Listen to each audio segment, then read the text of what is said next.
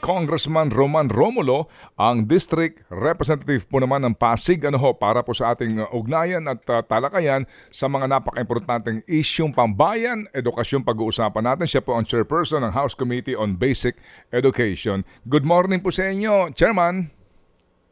Yes, magandang umaga Sir Ted at sa nakikinig nanonood po ng programa. Good morning po sa ating lahat. Angela, go ahead please. Yes, magandang umaga po sa inyo, Congressman. Tanong ko lang po sa inyo to, hingin ko lang po inyong pahayag tungkol dito po sa recent study na lumabas ng Program for International Student Assessment or PISA. Doon nga po sa sinasabing kasama po tayo doon sa bottom 2 na pinakamababa dito sa creativity test. What else can we do about this, sir?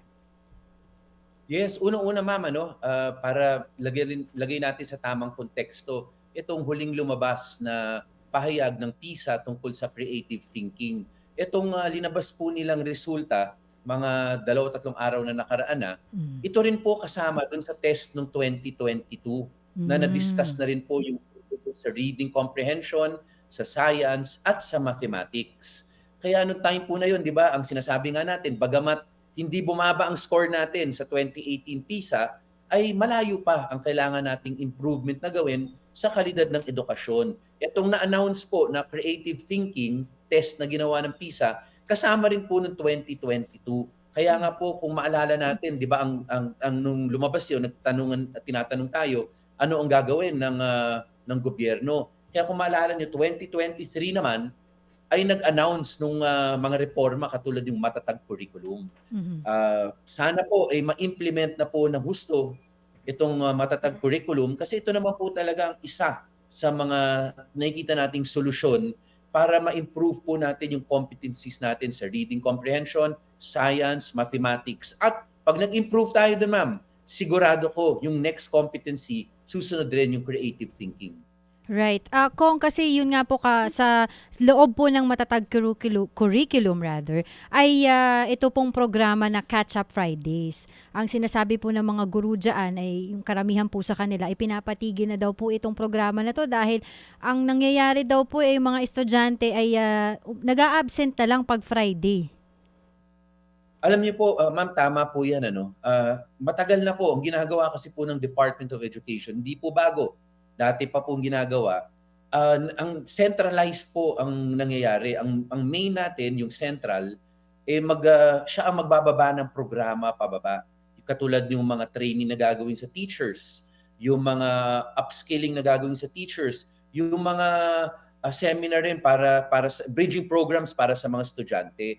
Nung mga 3 weeks ago po, nagpulong po kami kasama ang DepEd family at yung EDCOM 2.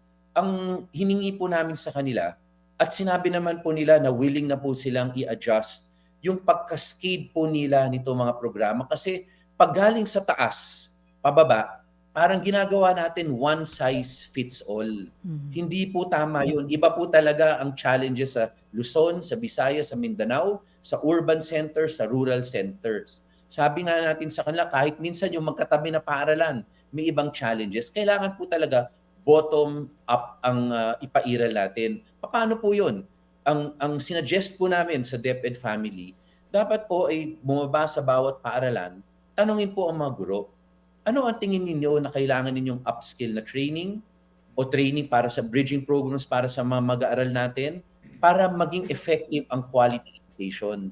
Base po sa sinabi ng bawat paaralan, yun po yung gagawa, iti-tailor fit po doon yung programa na kailangan gawin sa school na yon. Hindi po katulad nung ginagawa natin ngayon, at matagal na pong ginagawa ng DepEd, cascading po Galing sa taas, mag-e-echo pababa.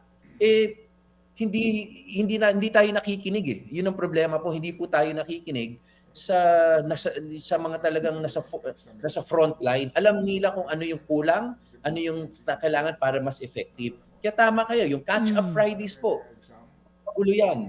Kasi nga, galing sa taas pababa Kailangan bababa, pataas. Hindi ho kaya, sandali muna Apo. Angela, apo. Sir, hindi ho kaya din nahihirapan ang mga kalahok dito po sa mga ano na ito, no? Assessment na ito ay mga mga estudyante nga po natin na nahihirapan doon sa wikang ginagamit sa pagsusulit kasi ang medium of instruction po basically sa atin Filipino? Tama po kayo, Sir Ted. Naging problema po yun. Kaya meron na po tayong inihain po na bill on third and final read pasado na sa House kung saan sinasabi po natin na bigyan po natin ng laya yung teacher. Wag mandatory. Wag mandatory yung mother tongue.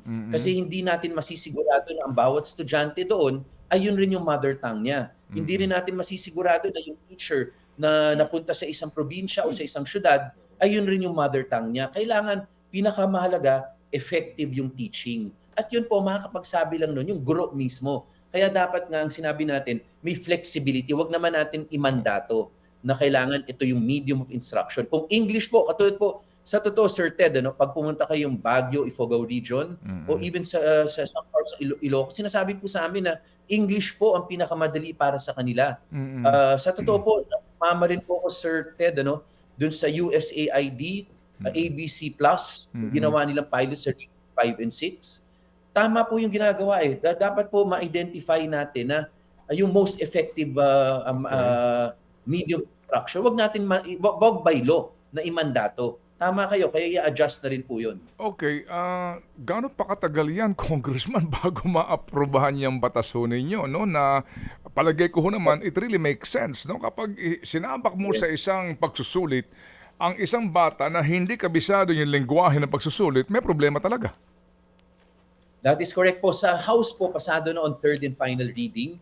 Ang pagkaalam ko po, yung last day nung session ng Senado, napasa na nila on second reading. Okay. So pagbalik, hopefully ay mapagbotohan na para matapos na po yan. Pero again, Sir Ted, tama kayo. Again, all a question of implementation. Parang yung matatag curriculum.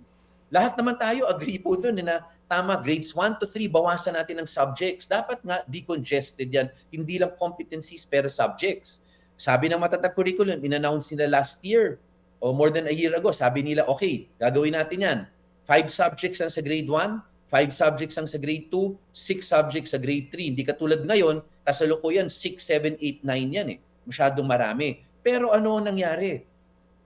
Masyadong mabagal po ang implementation. Yun lagi pinapala natin sa DepEd family. Kailangan rin po medyo aggressive tayo. Sa totoo, we will not expect any change kung wala rin tayong pagbabago. First of all, Sir Ted, ma'am, alam natin na totoo, walang perfectong solusyon. Kahit yung matatag curriculum na yan, that will require adjustments later on. Pero kung hindi natin introduce para makalugrin natin yung sistema, na para masigurado natin na nakafocus tayo sa functional literacy, reading, walang change ang mangyayari. Kahit mag-exam tayo na mag-exam, pareho ang resulta yan, hindi mag-iiba yan. That is why kailangan may aggressiveness tayo. And again, listen po. Kailangan tayo flexible enough to adjust it. Kasi walang perfectong solution, but we have to move. Oo nga, sabi nga nila, kung yun at yun pa rin ang ginagawa mo and you expect a different result, that is pure stupidity. So, Congressman, nabanggit nyo, DepEd family, paano ngayon yan? Yung head of the family nag-resign. Ano ho ang inyong take doon? Kayo ho, ano ho ang inyong munang take sa resignation po ni VP Sara as Education Secretary? Well, Sir Ted, unang-una talagang this last 2 years na nakatrabaho ko ang DepEd family, kasama na po dyan whether sa EDCOM 2 or sa committee sa House of Representatives, sa totoo full force po sila dumarating. In fairness po, maganda po talagang medyo gumawa sila ng sistema kung sino yung responsibilidad, tapos sino ang responsible, tapos nandoon po silang lahat.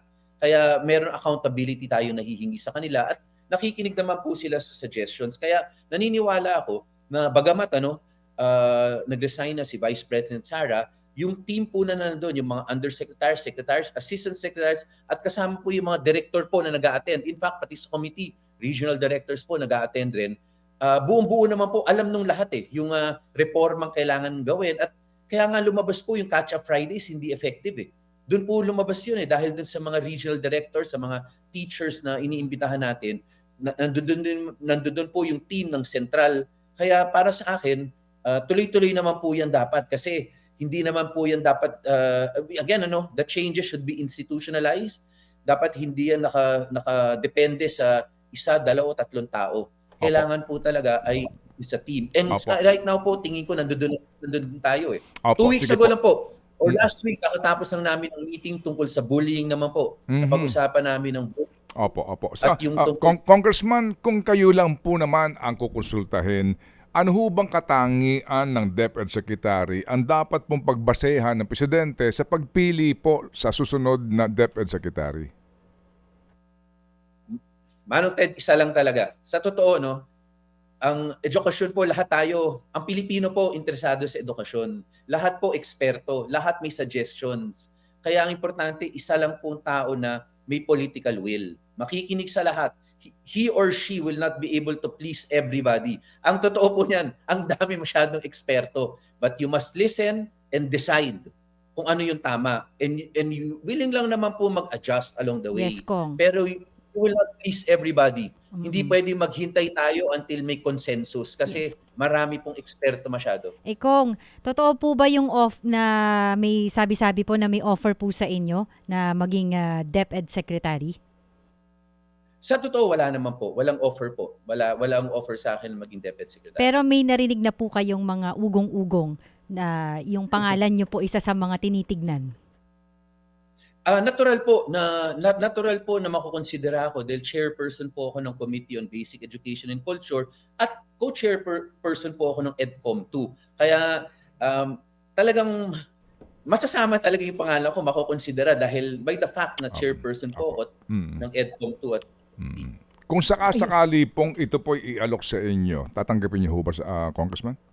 again, Manong Ted, we will, again po, we will cross the bridge na lang when we get there. Okay. Ayaw rin natin pangunahan kung ano man ang desisyon ng Pangulo tungkol dyan. Mm. Sa totoo, kahit manatili po ako as chairperson of the committee, ang dami rin po mga batas pa. Meron pa po kaming ECD na kailangan ipasa, yung Opo. e-GASPE, yung mental wellness, at syempre po, yung aking responsibilidad rin sa aking distrito na Pasig. Oh, yes sir, we understand. Sige po, so salamat sa inyo pong paliwanag, Congressman, at kami po inyong kaisa.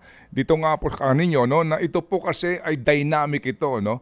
Opo, at kinakailangan Yes. po tulong-tulungan po natin lahat ang isyong ito. Pati, lalo na ho sa mga magulang, di ba? Ang mga guro sa tahanan. Salamat po, Congressman. Yes, salamat po. God bless po. Have a good day po. Thank you. Si Congressman Roman Romulo, ang chairperson po ng Committee on Basic Education sa Kamara de Representante. Ted Filon at DJ Chacha. Ngayon, nasa Radyo 5, 92.3 News FM. Monday to Friday, 6 to 10 a.m.